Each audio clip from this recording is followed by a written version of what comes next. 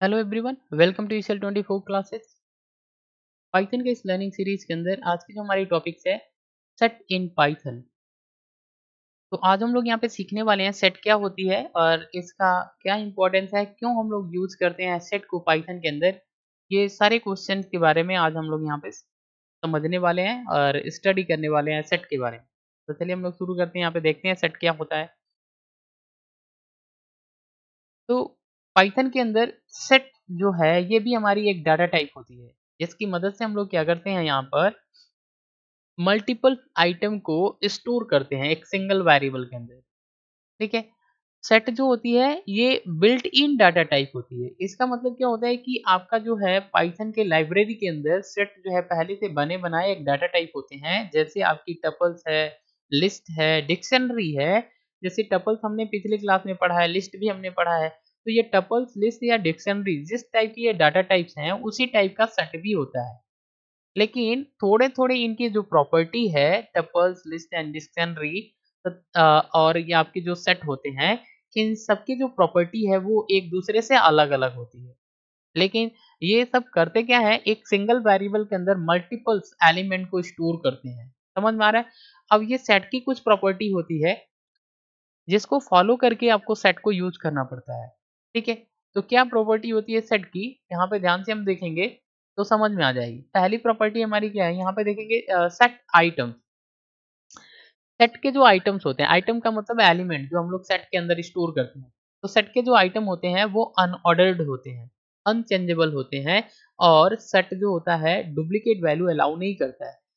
अब देखिए यहाँ पे अनऑर्डर्ड का मतलब होता है कि यहाँ पर जो भी एलिमेंट आप रखेंगे सेट के अंदर, इसका कोई डिफाइंड इंडेक्स नंबर नहीं होता है कि ये इंडेक्स नंबर 1 पे है, ये 0 पे है, ये 2 पे है। एक क्रम के अंदर नहीं होते हैं, ये किसी भी ऑर्डर के अंदर आ सकते हैं। आगे पीछे कहीं भी आप स्टोर करें, लेकिन डिस्प्ले होते हैं जब ये आंसर जब आता है तो किसी भी ऑर्डर के अंदर ये डिस्प्ले हो सकते हैं। तो ये अनऑर्डर्ड होते हैं एलिमेंट, सेट के एलिमेंट। ठीक है। सेकेंड आपका जो है अनचेंजेबल होते हैं, यानी कि इसका जो एलिमेंट होता है जो एक बार आपने क्रिएट कर दिया, एक बार आपने क्या किया, अगर मान लीजिए आइटम को आपने सेट के अंदर स्टोर कर दिया, क्रिएट कर दिया, सेट बना दिया, तो इसके जो आइटम्स होते हैं वो अनचेंजेबल होते हैं। यानी आप इनको बदल नहीं सकते, आइटम को बदल नहीं सकते। आप सेट को ही हटा दीजिए, लेकिन आप आइटम को बदल नहीं सकते। जो आइटम है वही रहेगा। ठीक है। और थर्ड क्या होता है कि डुप्लीकेट जो वैल्यू होता है ये अलाउ नहीं करता है। डुप्लीकेट वैल्यू अलाउ नहीं करता है कि जैसे मान लीजिए आपने एक सेट बनाया, सेट को यहाँ पे कर्ली ब्रैकेट के साथ एलिमेंट को रखी जाती है। आप यहाँ पे सेट का नाम है, इक्वल का सिंबल देते हैं, इसके बाद कर्ली ब्रैकेट लगाते हैं और डबल कोटेशन के अंदर एलिमेंट देते हैं। जैसे मान लीजिए ए है, बी है, सी है, तो ये हमारे 3 एलिमेंट हो गए। ये सेट जो है हमारा 3 एलिमेंट का सेट हो गया। कर्ली ब्रैकेट से हम लोग एलिमेंट को यहाँ पे रखते हैं। ठीक है। अब यहाँ पे जैसे मान लीजिए ए, बी या सी 3 आपने यहाँ पे एलिमेंट को रखा है। आप चाहते हैं कि चौथा भी आए और ए नाम से हम फिर रख लें। तो ऐसा पॉसिबल नहीं है कि यहाँ पर ए है और फिर से ए रख लें, डुप्लीकेट वैल्यू हो जाएगी, अलाउ नहीं करता है। यानी इसमें जब भी आप इसको रन कराएंगे तो केवल ए का ही ए आएगा, 2 बार ए नहीं आएगा। डुप्लीकेट वैल्यू अलाउ नहीं करता है। क्लियर? तो इसका मतलब सेट की कुछ प्रॉपर्टी होती है। क्या प्रॉपर्टी होती है?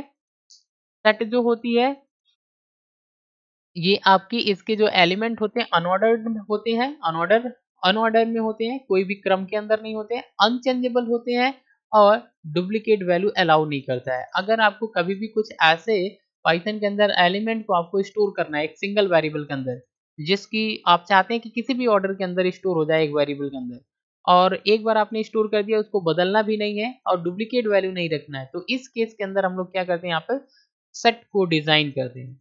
ठीक है।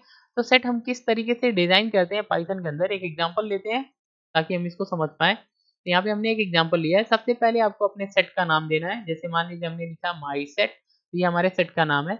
इक्वल का सिंबल, यहाँ पे कर्ली ब्रैकेट देना है। अब यहाँ पे डबल कोटेशन के अंदर आपको एलिमेंट देना है ऐसे, और यहाँ बीच में कामा से सेपरेट कर देना है। तो यहाँ पे जैसे HTML, CSS and JavaScript 3 element हमने दिया और कामा से सेपरेट कर दिया। तो ये हमारी सेट का नाम है माई सेट, जिसके अंदर 3 एलिमेंट स्टोर हो जाएगा। जैसे आप इसको प्रिंट करेंगे तो ये 3 एलिमेंट आपका डिस्प्ले हो जाएगा। तो इस तरीके से एक सेट को क्रिएट किया जाता है पाइथन के अंदर। तो चलिए हम यहाँ पे देखते हैं कि ये जो हमारा आंसर है ये हमारा आया है कि नहीं देखते हैं हम लोग यहाँ पर रन करा के।